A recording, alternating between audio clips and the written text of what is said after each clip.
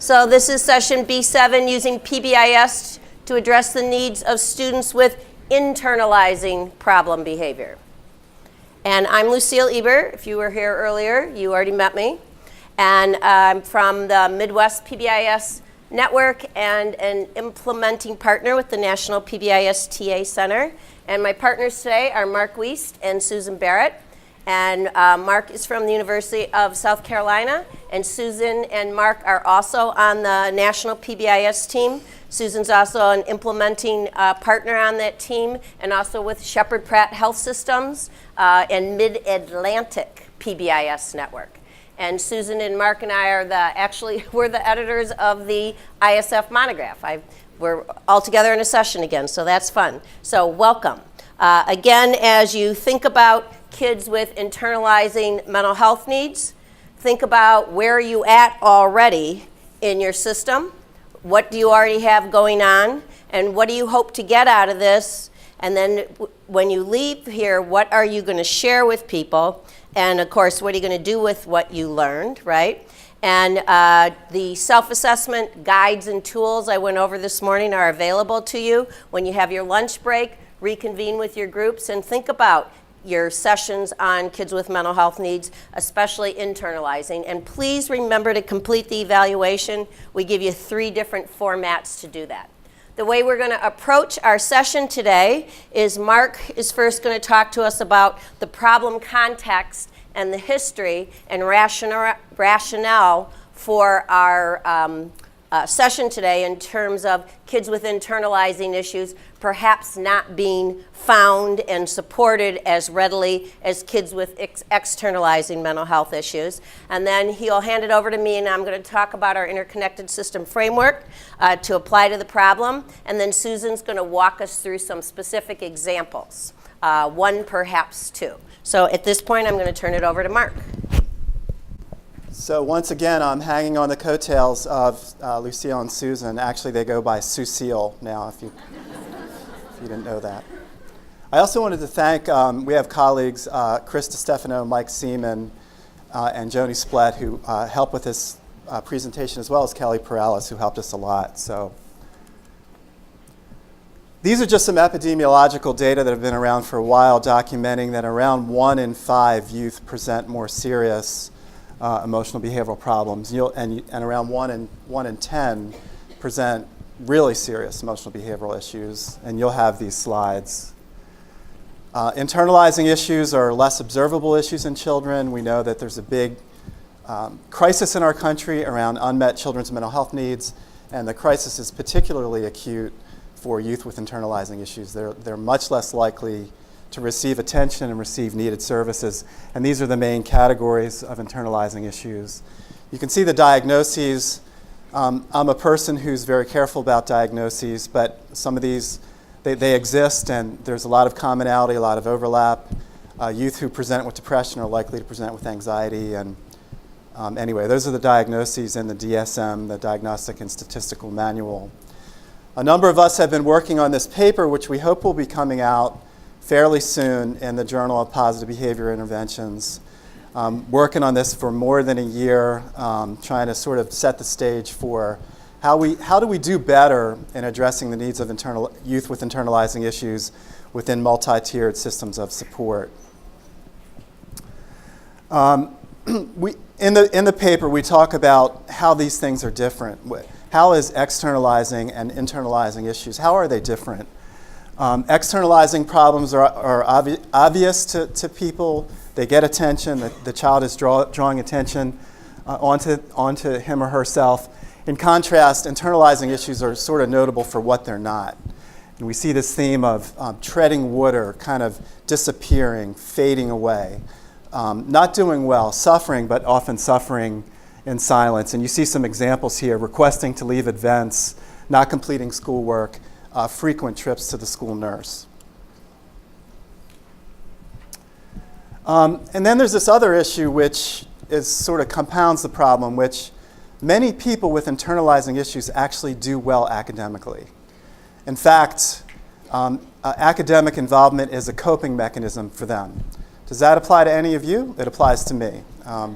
I have some anxiety issues, and I use academic achievement to help me cope. And then this concept of learned helplessness, where youth are repeatedly experiencing failures, and the glass is half empty. So each failure contributes to sort of a negative view on life, and I just can't make it. You know, imagine, for example, you're trying to get a job, you're depressed, and you don't really try very hard to get a job because you're depressed, and that means you don't get a job. And the fact that it's now a few months that you don't have a job makes you more depressed and less likely to seek a job, and you see this negative spiraling that occurs with internalizing issues. The other thing with internalizing issues is they're very treatable, but we've got to intervene early, and we're missing tremendous opportunities for that early intervention. This slide sort of highlights that with, you know, from the time a problem is identified to when someone receives services can be usually many years, and Steve Forness has talked about this in the special education literature, where youth are identified usually early in elementary school but may not receive services for 5, 6, 7 years. And we know the longer the gap between identification and services, the more likely problems are going to become acute, going to become chronic, going to become comorbid with other issues. And here you can see this from our friend Catherine Bradshaw. You can see the blatant disparities in youth who present externalizing problems receiving services compared to youth who present internalizing problems, both in terms of mental health services and also special education services. These are some of the skills that you would focus on. The literature indicates that cognitive behavioral therapy really is the strategy for internalizing youth. And these are the various categories. Here's one of my favorite. Has anybody heard of this one, goal-oriented thinking?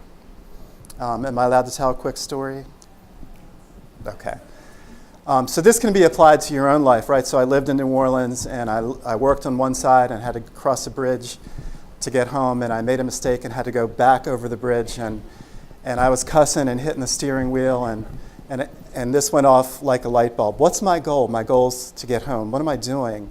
I'm cussing and acting like an idiot. Is cussing and acting like an idiot helping you get home? No. Chill out. Turn the radio on.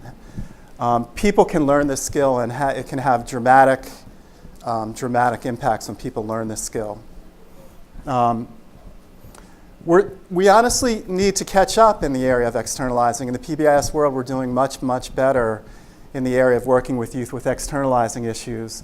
Because the problems are less observable, these students are less likely to be identified and receive services.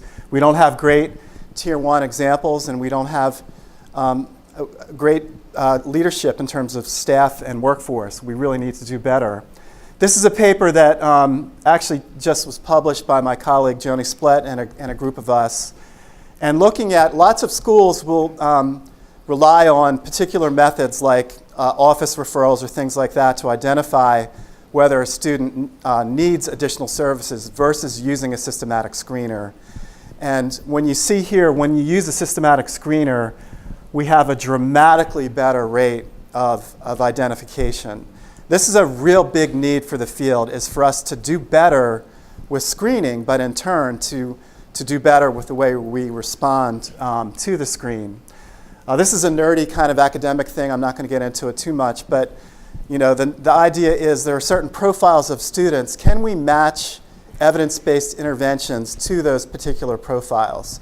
So we have a large study involved in Charleston and Gainesville, Florida, and a big database, and more than 6,000 students in the database, and we're doing this latent profile analysis on them. And what you see is that's the N in the sample, and then the percent with elevated risk and the percent with severe risk, and you see that that's almost 40%. Like, wow, imagine that. I was giving a talk with Lucille in Australia, and I indicated even 30% of the youth, why can't we put all of them on check-in and check-out? And Lucille shrieked, actually, when I said that. And there were gasps in the audience. But imagine 500, a school has 500 students, right? 30% would be what, 150? 40% would be 200 students. Wow, there are significant needs So one of the things we're trying to do is imagine the continuum, and it should be a continuum, and we're also learning Tier 2 and Tier 3 sort of go together. It's a continuum. It shouldn't be categorical. But what do you do for youth with the lowest level of Tier 2 needs? It might be social and emotional learning coaching once per week in a 10-minute session by a teacher, and then adding on layers of intervention to match layers of need. So then going up to SEL 2 times a week, and then check in, check out every day, and check in, check out twice a day, and adding SEL skills onto that, adding cognitive behavioral skills onto that. So we have continuous issues. How can we develop a continuous sort of system of supports to address those issues? And this is the latent profile analysis. Basically, you have internalizing risk index, externalizing risk index, and adaptive behavior. And adaptive should be higher, right? So this is one profile that we see, kids that are doing well, low internalizing, low externalizing, and strong adaptive behavior. This is a group sort of in the middle, higher internalizing, higher externalizing, and lower adaptive behavior. And then this is another group with severe issues, high internalizing, high externalizing, and high adaptive and low adaptive behavior. And so this also underscores that comorbidity is a real thing. You know, youth that are acting out are often depressed and anxious and have experienced trauma and things like that. Doing some more fine-grained analysis, we're using the BESS screener, and so there are items that relate to anxiety, depression, attention, conduct, and adaptive behavior. You know, and subscales that we've actually created in our research that hold up in terms of psychometrics. So imagine you have patterns like this. This would be kids from most in need to least in need. So youth that have a high level of problems across the full array. Anxiety, depression, conduct problems, attention problems, and they have low adaptive skills. These are the students that have the greatest needs, and you can see that it goes down to, let's say a youth has one issue, anxiety, but higher adaptive skills. Again, how do we develop a continuum of intervention to match this sort of pattern? That's something that we're working on now and that we're actually very excited about. So I think that's it for me, and I'll turn it over back to Lucille. We're pretty excited about the random control trial that for ISF Interconnected System Framework that Mark is the principal investigator on, because as you can see from this data already in year 2 only of the study, it's confirming what a lot of you know in terms of we need to pay much more attention to the depth of issues that kids are experiencing at school, right?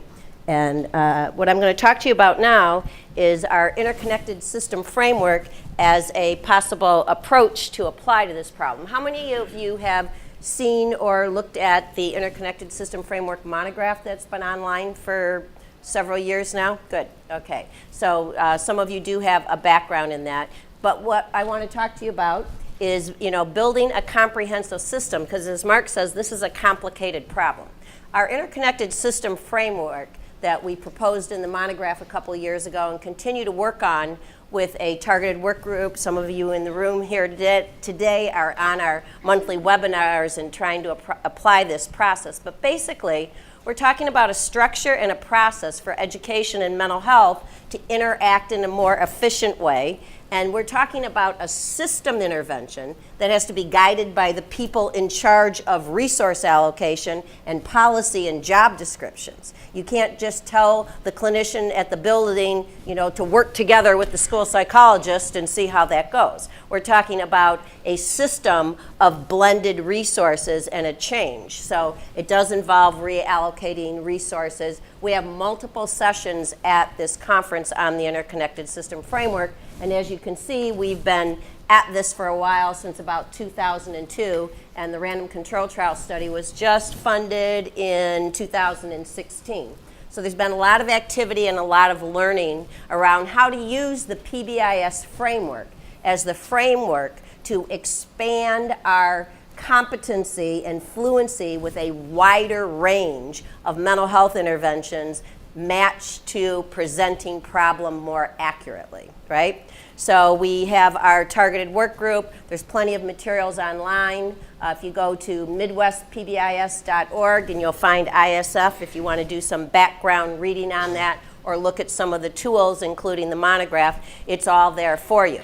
In terms of our kids with internalizing issues, we know that we don't feel competent and we don't feel confident as educators often in addressing those issues. And we've had a history of when something feels like it's out of our bounds, we want to hand that child to somebody else, right? And that hasn't improved the picture over time. And it hasn't improved the capacity of schools all the way down to the classroom teacher to feel more competent and capable with a wider range of mental health issues. So we're promoting with the interconnected system framework to use the tiered prevention logic, and Mark actually gave a nice application idea around that in terms of that data.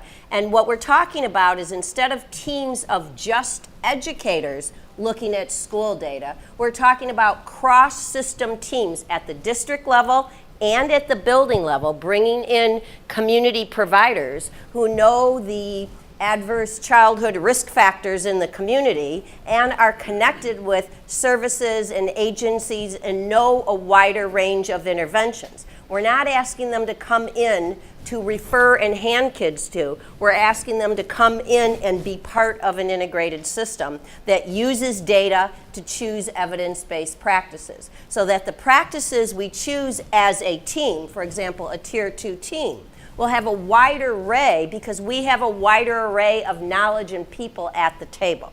But we work together as a team and we apply the components of MTSS, PBIS, whatever you want to call it, that have been proven to work, that Catherine so eloquently talked about this morning, in terms of teams and using data and careful selection and matching of practices to presenting problem and rigorous progress monitoring for every intervention. Unfortunately, we have a history that when the interventions, for example, in special education or in mental health, are around behavior and emotion, instead of becoming more rigorous, we've actually become less rigorous and apply on things like clinical judgment, right? How's he doing in the intervention? Great, let's keep him in it. 5 years later, the child is still in the same intervention, right? So we're talking about applying the features that have worked in PBIS, but broadening the knowledge base and the people who are involved in the dialogue so that we can build a more comprehensive system. It's the same level of coaching as Catherine talked about this morning, but not coaching mental health people separate from PBIS or school people, but one system, if you will, of behavioral health care where we all work together through one team.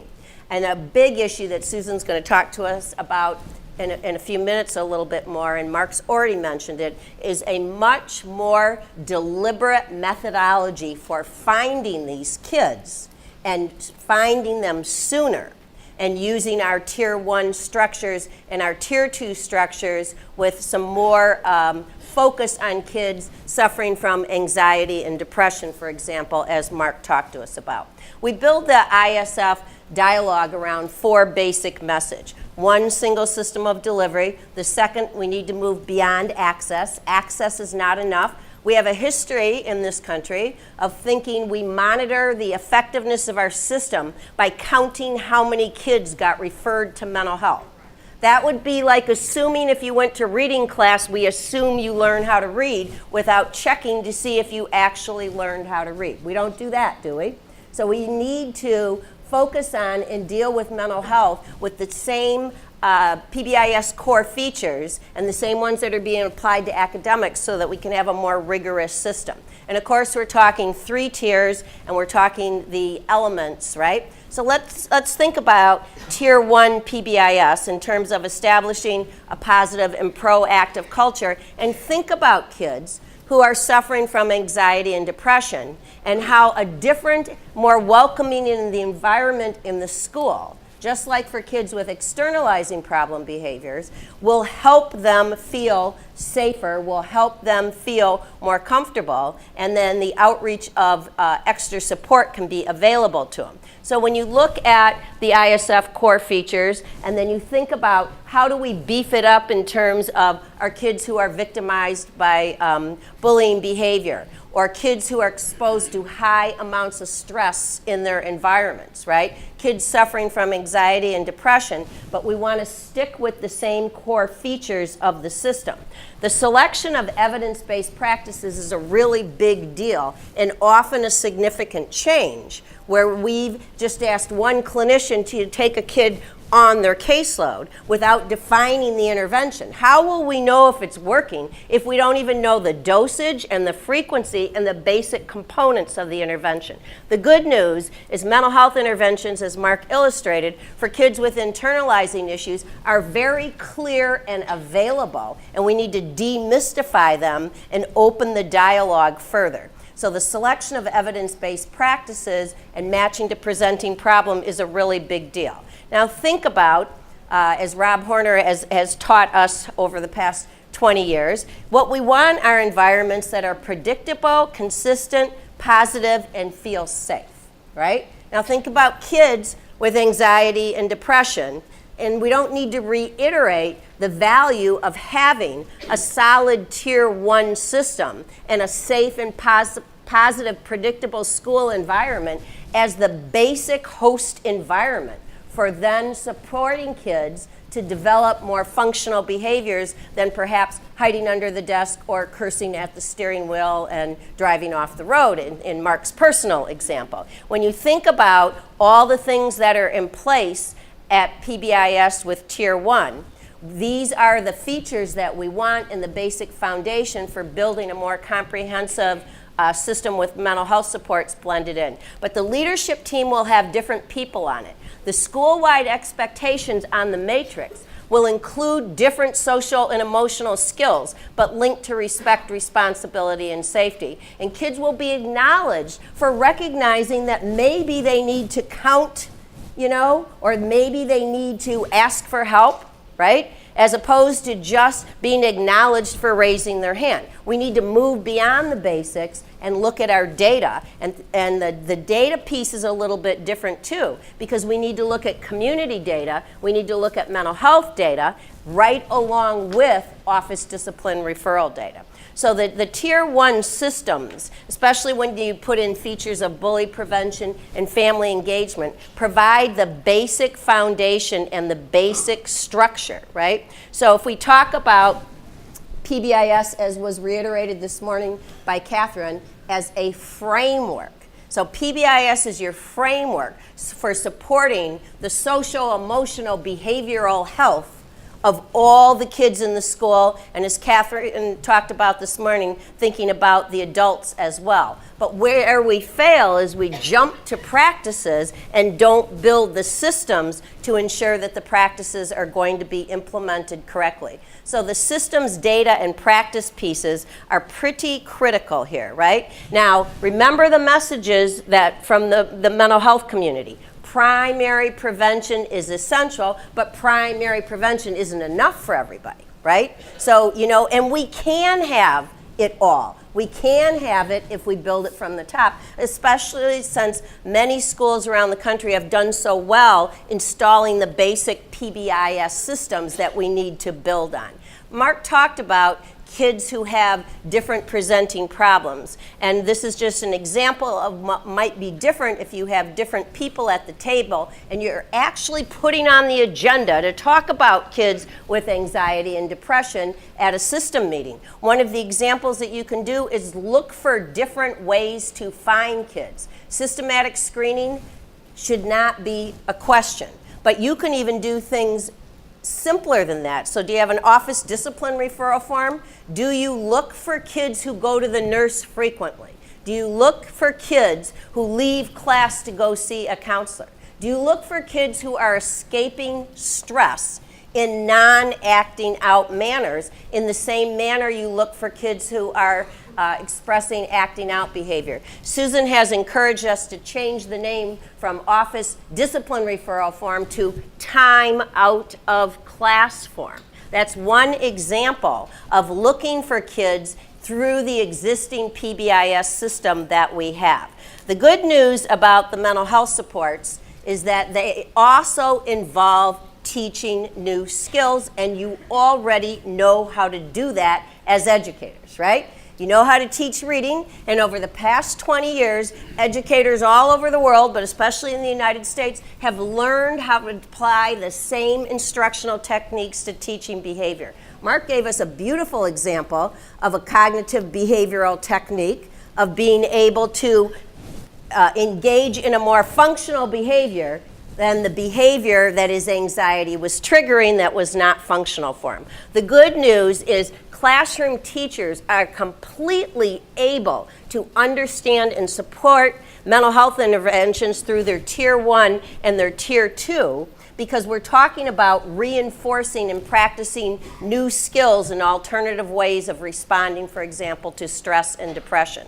Now, one of the important features of a multi-tiered system is the use of data. And we want to be really clear that we have seen some interesting, sometimes people work harder than they're supposed to or they need to, and sometimes people are putting their energy in the wrong direction. So always go back to the data. Not every school needs everything the same at every tier. That make sense? That was a lot of, okay. So for example, if you're on the southwest side of the city of Chicago, are certain rural areas that are extremely affected by poverty or violence in certain neighborhoods, you may need to use instructional techniques at Tier 1 that actually come out of what we call now trauma-informed curriculum, right? Teaching kids replacement behaviors for fight, flight, or freeze. Does every school's PBIS behavioral matrix need to have replacement behaviors for fight, flight, or freeze? I don't think so. I haven't seen the community data of every community in America, but I'm thinking maybe more than we think, but not an automatic. There should never be an automatic, everybody needs to do this, right? Some schools will need to do things at Tier 1, Tier 2, and Tier 3. Now, the more data we look at, the more my anxiety rises about the prevalence of anxiety and depression. And one day when I was talking to Mark, I said, hey, Mark, I heard about this guy, John Crocker, who did a presentation with us last year. He says he's screening everybody for anxiety in middle school and high school. What do you think about that, Mark? And Mark, who is our partner from the clinical psychology world, the founding and former director of the Center for School Mental Health, just said to me, well, with the prevalence rates that we're seeing, maybe that's not such a bad idea. If you screen, you can find out if you need it at Tier 1 and Tier 2 and Tier 3, right? So using your data and the processes you already know how to do around acting out behavior, but just broadening the net that you cast and the data that you look at, right?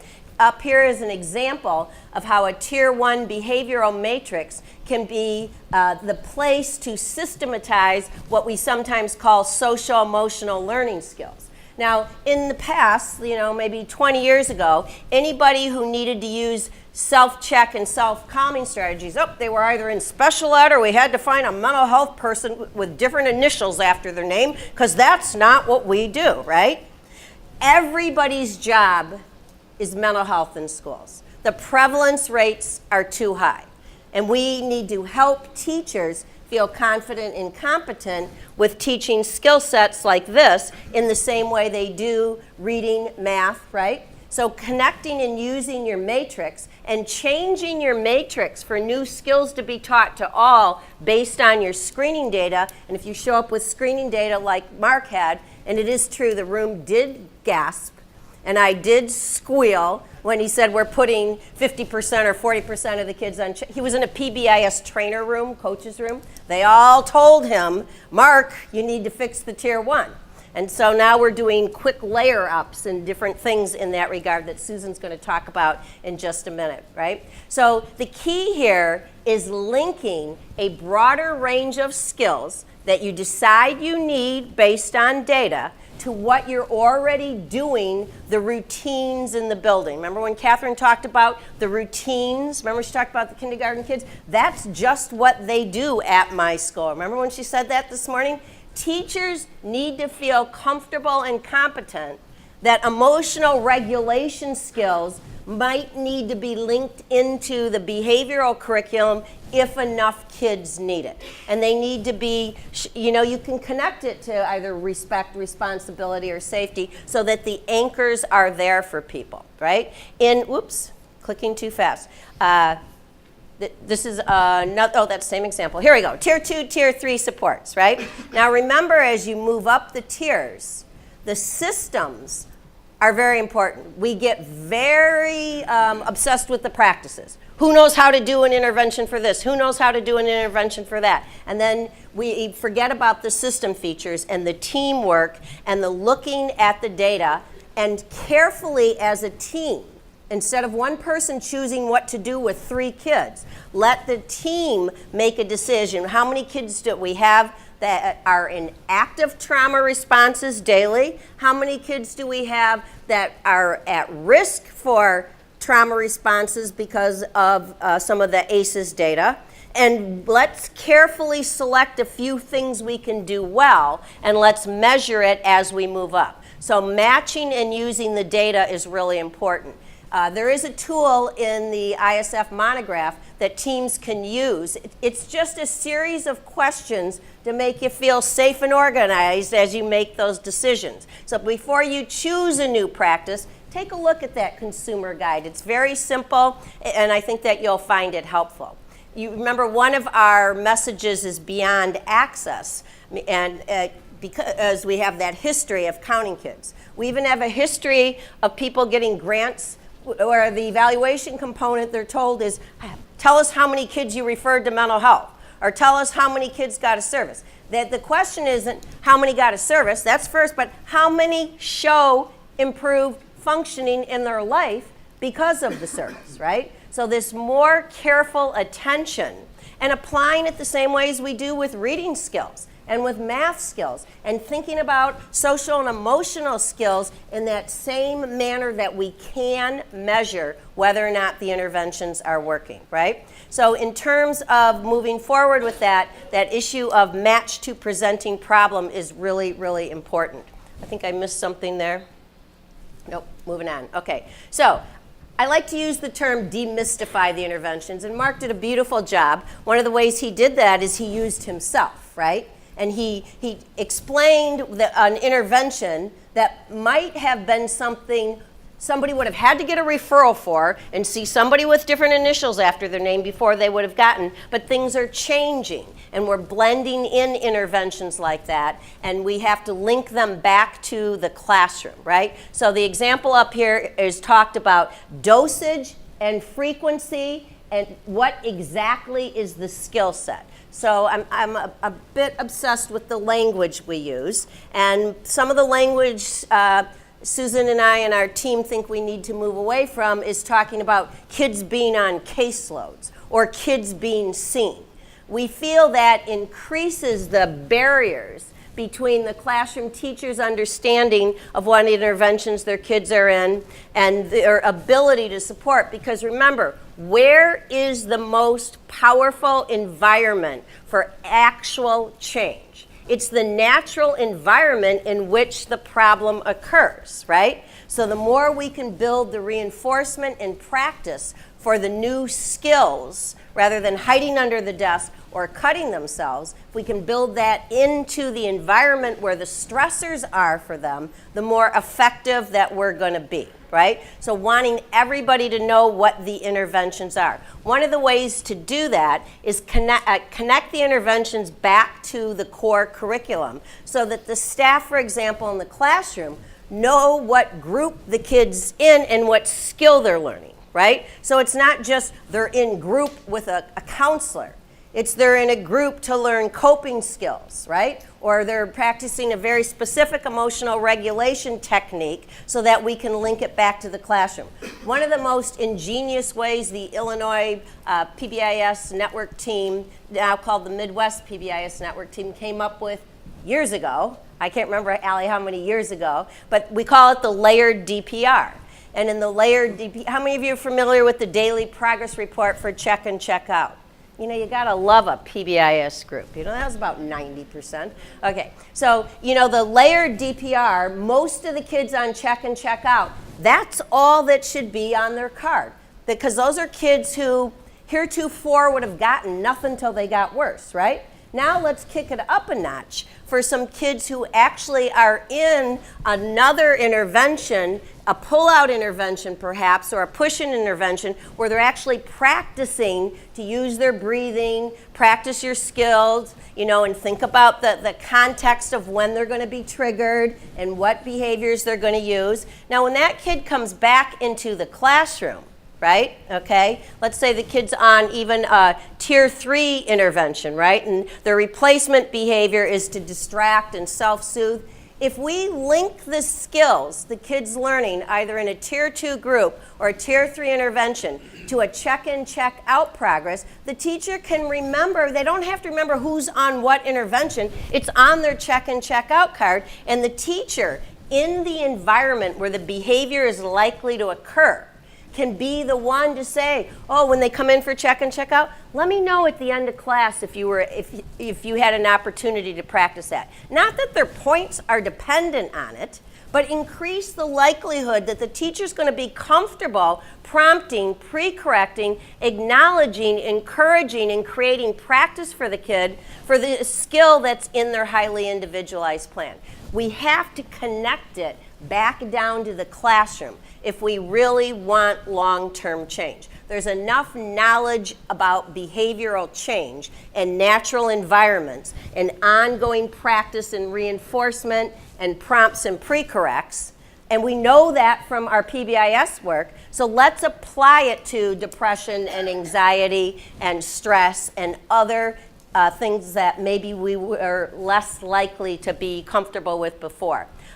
In terms of screening, Mark mentioned, you know, how important it is, and you know the cardinal rule right now is make sure whatever screening process you use equally looks for kids with internalizing issues as well as externalizing issues. Some people have adopted separate tools, you know, and you may go that route and have side-by-side tools, but there's so many things out there now that you can look at. One of our favorite that I'm just going to mention is from Tom DeShawn, one of the premier researchers out of the Oregon area. I think he's in Arizona and Oregon now. I guess, you know, as you get better, you get 2 jobs, like Catherine this morning, right?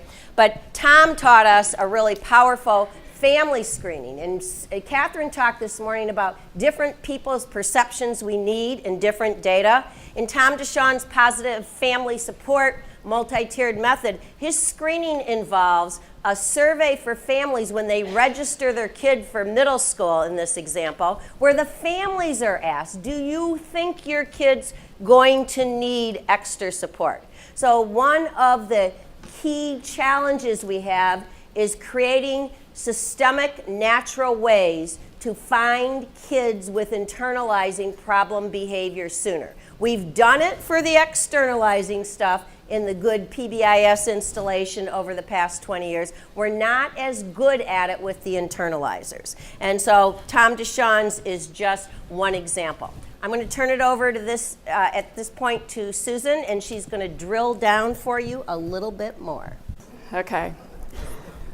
All right, here we go. So your heads are full, your stomachs are empty. Get your pens out and start thinking about action steps that are going to take you through the next phase of implementation. So wherever you are, that's cool. But we've already gone over some really practical applications that you can build upon, right? So a couple of tweets to think about. Somehow. Okay. Oh, and really, let me quickly mention this. We would never call this a family screener as we send this out. Notice the marketing strategy that they employed. They called it a school readiness check-in, right? That's a stroke of brilliance, because as soon as we attach a screener onto it, we've got this stigma going on sometimes, maybe in mental health, if you squint, right? So put readiness check-in. Do it during transition times when your kids are moving into kindergarten, from elementary to middle, from middle to high. What are our families concerned about as they enter a new system and as they are getting older? So I think that's a stroke of brilliance. So a couple of things as we start to digest all of this information, right? I'm going to show you a couple of examples of schools using data and how they set up their groups and how they set up their systems, but a couple of things to consider here. Our kids should not have to experience failure for long, right? We should be setting up systems of support by Halloween, right? And I know that you're frantically looking at the calendar thinking I've got a month, but think about building on the foundations that you've established, right? And go at the pace that you can go with the systems that you're in. The other thing I want to strongly make sure you tweet this out. You should never need a label, a diagnosis, or an insurance plan to get additional supports. If you need it, and you should get it as quickly as possible. It should be skill-based. We should use instructional approaches. We should progress monitor the heck out of it, and we should quickly see an impact, right? So those things are really important. Okay, and just in case you didn't realize, I get inappropriately excited about this stuff and I geek out. So here we go, let's geek out. The team-based problem solving is going to be critical in the process as you incorporate these other metrics into your data systems. So many of you are using TIPS. Continue to use that process as you bring that community data and that screening data into the process, right? We need to look at kind of that whole child picture. So that team-based, that TIPS process is still going to be a critical piece. But I want you to think about this. I want you to turn, and I don't really love this term, but it conveys the message I want to give. I don't think we should wait till we get a data point to support kids either. I think we should serve as surveillance teams, and when we bring our mental health partners and get that community lens and get that kind of prevention lens going, we can put things into place before the start of school. Our kids should never surprise us year to year. We should know who we're getting and plan ahead for that. So I want you to think about your team now as a surveillance team. We should be on the lookout, finding and uncovering kids who are suffering in silence in our communities. I also don't want you to panic. We've talked about kind of that panic moment when you've got 40% of your kids that are kind of bubbling up as a result of these screening tools that we're installing right now. When you start to feel that panic, go immediately to Tier 1. Are we doing enough at Tier 1 to really build on that foundation? Yes, we're going to increase supports for kids, but we're also going to increase supports for our staff. We're not going to assume that just because you have the social worker title or the school counselor title or the school psychologist title that you know how to do this. We're going to make sure that we're assessing skill sets and we're nurturing and supporting and training and supporting our staff along the way. So we increase those supports for staff. Finally, we're going to use a triage approach, right? We are going to be much more efficient. We're not going to assume that all of our kids need individualized supports. Let's get smarter about this. We can actually triage and sort by groups and still have the benefit of increased supports. So I'm going to make some assumptions here, or maybe not make some assumptions. We're definitely want you to have that formal screening process in place, right? But we know that many of you may not be there yet. So if you're interested in installing a formal screening protocol, while we're not going to cover that today, we do have some webinars on screening that are on our Midwest site. So you can download the PowerPoint. This is on your app. You can hyperlink to these webinars, and you can build your fluency around what it's going to take to really install Universal Screener. If you don't have a formal process, that's cool. You have plenty of data sources. We just showed you a time out of class form. If you can't change your office referral form right now, that's cool. You can go to your nurse's log. You can seek out and see who's coming late to class, and that's an indication that something's awry. Let's not go to they're being lazy right away. Let's go to something's going on that it might be that they're in search for that significant adult in the school, and they're hanging out by the principal's office and making that 8 circle around, and then the bell rings and they don't get to see that principal to get that moment of interaction, that positive thing that they crave.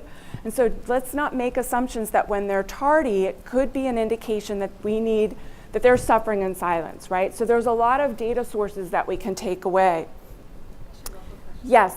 Can you do a universal screener at your school if your whole district isn't doing it? Okay, so you can, but we don't want you to go that direction. We want everything. Oh, I'm so sorry, yes. You didn't hear that? She was asking, can you do a universal screener, formal screener at an individual school? Do you have to kind of wait for the district? You can, but that's not the recommendation at hand. We remember in the beginning, Lucia was talking about ISF and the people in authority at the district level.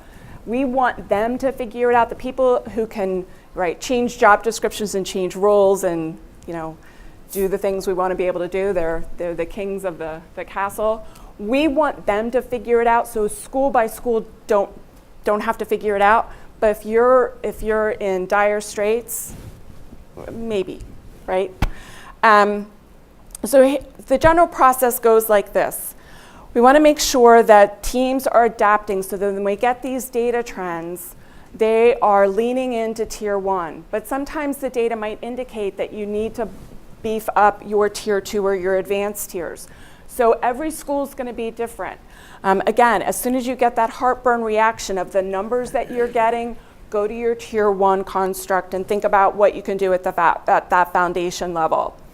The other thing, and I think we've covered all of this, is you already have a social emotional curriculum, many of you, right? You've got Second Step or skill streaming or BOP and life skills. Or there's some packaged curriculums, but there's also a ton of free stuff out there that you can use. I want you to think about this because it's going to be really important to install into what you're currently doing at Tier 1. So here's some data sets that you can't see because we thought we'd frustrate you in the back of the room. But this is some screening data that indicates what Mark was kind of describing earlier. And this is using the best data, and you've got extremely elevated. And so this is kind of their kids that have kind of risen up and bubbled up that you're concerned about. What we want you to do is sort this group of kids. So you're going to start with your screening data and start to think about how you sort them in the different group categories that are addressing certain areas of need. You're going to start with that. The next thing you're going to do is you're going to crosswalk it with other data sources, right? So you don't want to just use one data source. We want to be able to say, what other indicators do we have? And let's not just focus on data. You should have fostered caring connections with every single student. So those daily interactions should also be giving you a pulse about what your kids need. So attendance, classwork comes into play, homework, and the homework patterns, right? We start out really good, but then maybe by October when the stressors really come into play, they start to back off. Participation, right? Uncovering kids who may have their heads down all the time. The dress, right? You've got kids coming in with long sleeves all year long. It's 100 degrees outside, and all of a sudden, when it's cold, or when it gets hot, I mix my example up. When it's cold all year, and then all of a sudden they change their dress, and it could be that they're cutting. So pay really close attention to those day-to-day interactions, and even dress could be kind of a source of information. General affect, right? So you should be having and fostering care and connection with everybody to not only pick up the data points, but have that backstory going on throughout the year to give a full picture of what our kids are needing. Surveys and focus groups, right? Catherine talked a lot about that climate survey. What that did for a lot of schools in the beginning was, it was funny, we would go around during our trainings and give out the data, the climate survey data. And the teams would say, oh, wait a second, you gave us the wrong data set. Like, no, like, oh no, these aren't our kids. We don't have kids that don't feel like they belong in our school, right? Which led then to focus groups, right? We wanted to peel away, kind of debunk the myth that this couldn't possibly happen in my school, right? We've got most of our kids going to Ivy League. There couldn't be anybody with anxiety or stress in our school, right? So really, having that survey lead to opportunities where you're drilling in at a deeper level and finding out what's going on with your kids. So there's this whole big layer to unpack as you think about how to sort kids by need. Then you go to triage, right? You've got this whole nice big picture of what's going on, and then you start to triage. And I gotta give kudos to Allie Hearn for this visual. So hang with me, because I put way too many words. I break every kind of rule in PowerPoint, and I put way too many words on the screen. But here we go. I want you to start to understand the types of groups that you could have inside your school, right? So many of you said you're doing check and check out. And as you get more data and as you unpack and look at the different sources of data that you're collecting, sometimes check and check out isn't enough. But you're not going to take check and check out away. You're going to keep on with check and check out because we want to continue to progress monitor.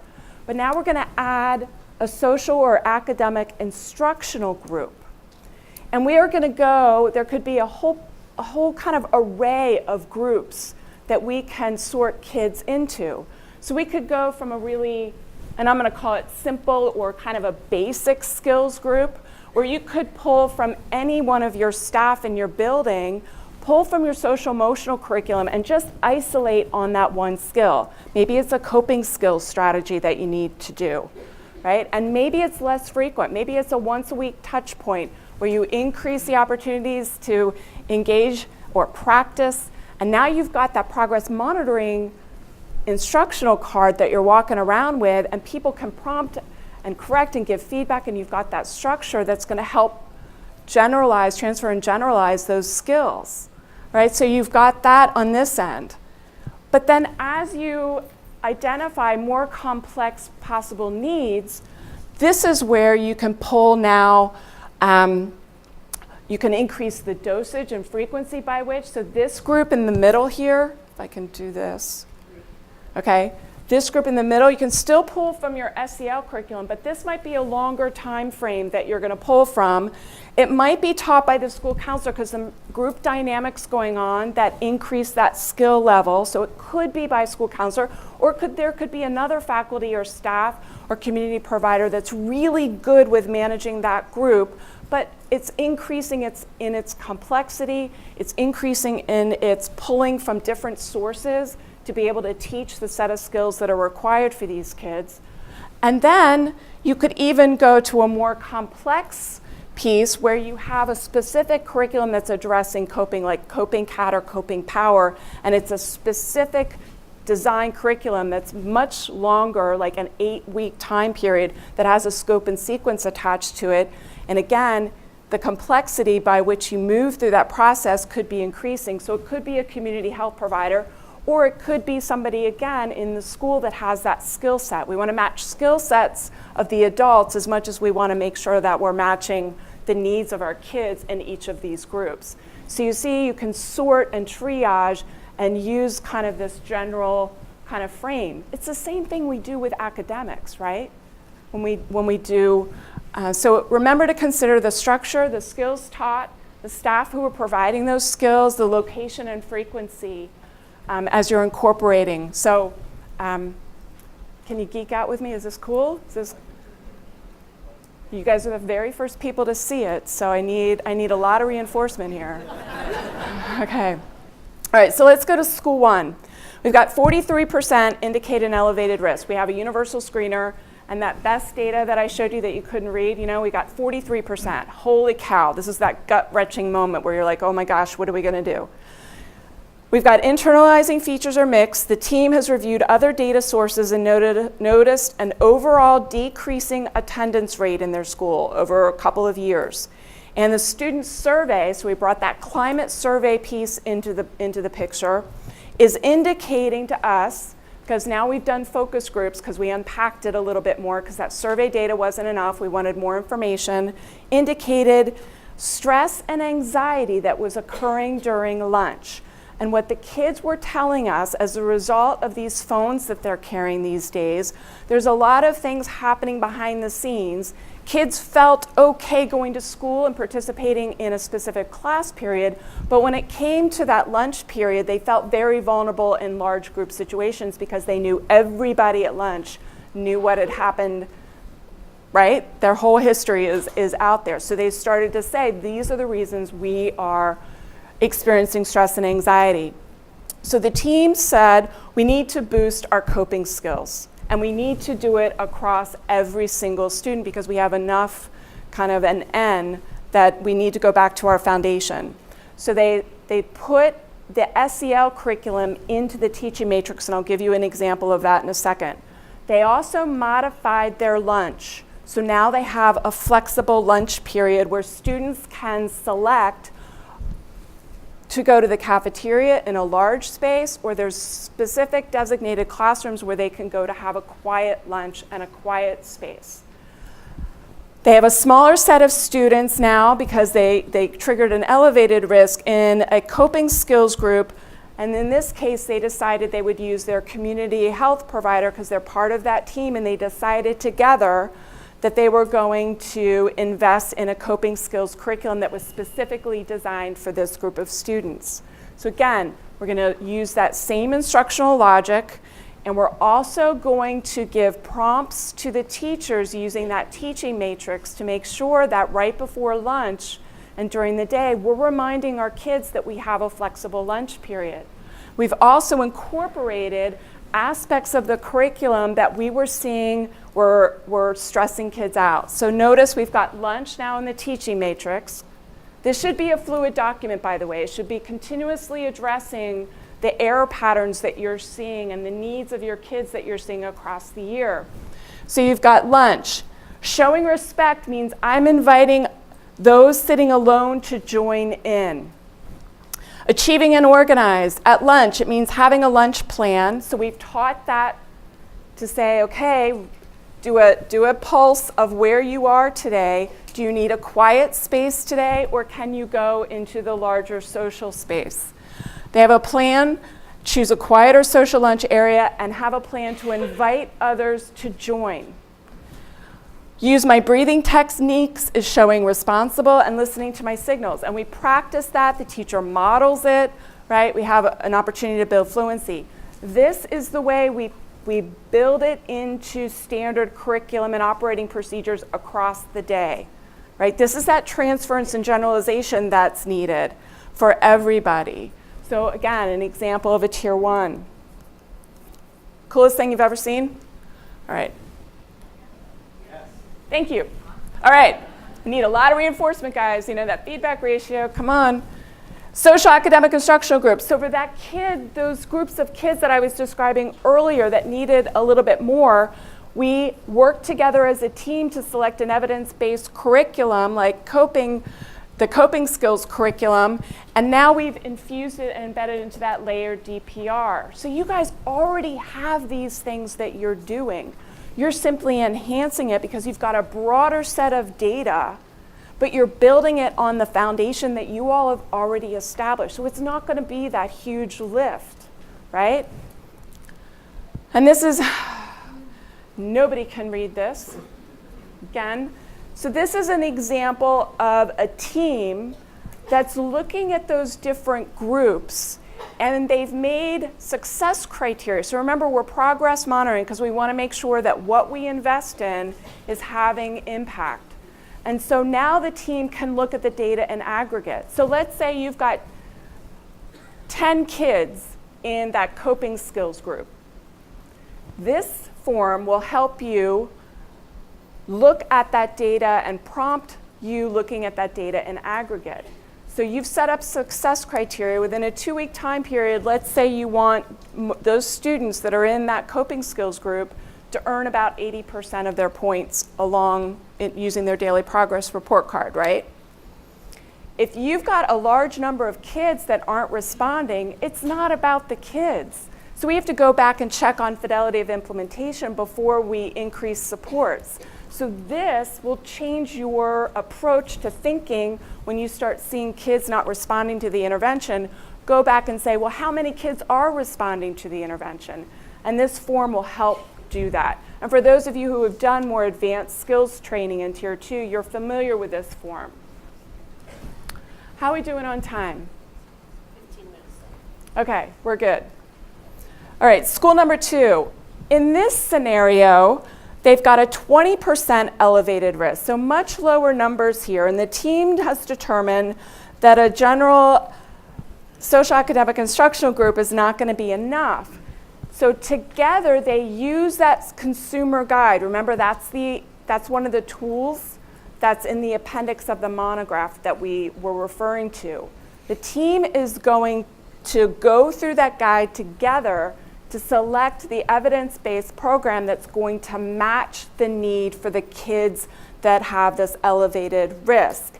And they have decided together that Coping Cat would be the best fit for their students.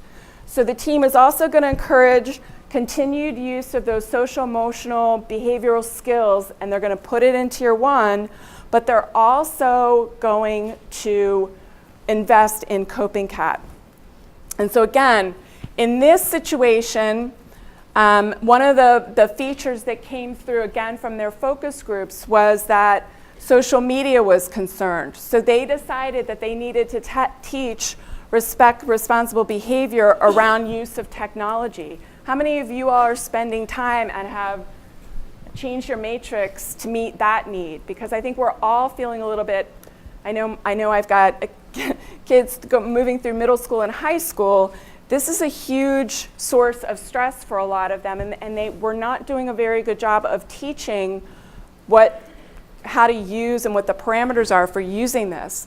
So for this school, they switched up their matrix to fit that technology need. So in this case, they've got words matter, pause and reflect before you post. I guess we should all do that, right? Especially on the road, Mark, when you're beating your check your feelings, reread your message before you send it, right? And model for others. Double check sources of information and consider other people's feelings before you send it, right?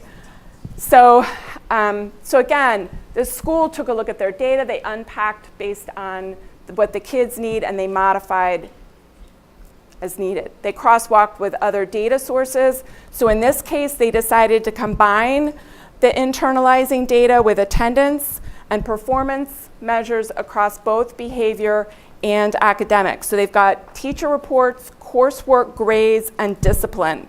And they put it on with the early warning system. So you can put that screening data right there, and then you can triangulate the data that will help you figure out the groups that are needed and required. So all of this is very fluid, and we're responding to the specific needs of the kids that we've got. Okay, we just did like 3 days in a span of an hour. So some takeaways. We set you up in the beginning because we know that this is a conversation starter. We know that you're here with the team, and there will be time for action planning. So I want you to think about 3 takeaway messages that you can employ starting next week. Can we start looking at nursing logs? That's pretty feasible. Can we start to think about our teaching matrix and start to crosswalk our social emotional curriculum, our social skills curriculum, and put that in our teaching matrix? Could we look at our DPR, right? Could we go and look at the Midwest site and download a couple of those recorded modules and get more fluent with this content? Because I know that just hearing it for the first time isn't going to do it. So 3 action steps that you can take away. And now let's open it up to questions before you guys all run out to eat. for either Lucille, Mark, or myself? Any questions, concerns? So the question is, when it comes to mental health concerns, oftentimes the reaction is, do we really need to go through the FBA-BIP process because we know it's depression and, does that really fit? And so I'm going to turn it to Lucille to answer this because she's like looking at me like, oh my God, if you don't give me the mic. Or Mark. No, I just wanted you to repeat it. Oh, okay. So depression in and of itself is not the problem behavior. It's what Mark would call the diagnosis. So what are the behaviors that are not functional, right? So, for example, if somebody's depressed and cutting or not coming to school, right? Then we have to go further to identify the behavior. I think, Mark, the difference between the general diagnosis and description versus what is it that needs to change for the kids, either life to be saved or become more functional. Yeah, so a key skill, for example, for depression is helping youth be involved in pleasant activities or instrumental activities. Because, again, they withdraw from the world, and that contributes to the negative spiraling. But we can focus in on, instead, every day you've got to build in time to have fun, and you got to build in time to do your homework and other things. So building in pleasurable and instrumental activities is a key evidence-based practice. Did you hear the behavior he described? He just glossed right over it. Withdrawal. So the problem behavior is the kid is not participating in normal activities. So then we are going to set him up and support him or her in activities that he's likely to have a positive experience with, right? So it depends on how they are withdrawing, whether you have replacement behaviors or move straight to a new skill set. So if the withdrawal is unsafe and they're running out of the room, your replacement behavior may be just to create the safety while you're working on them being able to access new activities. I'm trying to apply the FBA process to the dialogue. Right. Okay, so in this case, the behavioral pathway, I would not make the setting event depression. Would make the setting event the condition under which the withdrawal is likely to happen. Does that make sense? And then you have to describe depending on what the withdrawal behavior looks like, and then you need to know the triggers for it. So I'm going to make this up. If the withdrawal behavior is getting up and storming out of the room, because some kids with depression will do that, right? Okay, and then when is that likely to occur? Under what condition is it likely to occur? What happens right before it happens? And then we can work on the function of it, right? Are they getting or avoiding? We see a lot of escape with kids with anxiety and depression. So let's just assume we went there. Then our replacement behavior would have to what? Allow the kid to escape in a safer manner. See, you all get that, so you guys can help kids with depression. The trick is, and the importance of your question is, change the language and the dialogue from the behavior being depression to, okay, that's a diagnosis. Go for the problem behavior and determine if it is an unsafe situation or, there are contexts for that. But that's an excellent question and an excellent dialogue that you could have. Other thoughts, questions, observations? That actually couldn't have been a better question. I think you are ready for your lunch. Thank you very much. Have a wonderful rest of the day.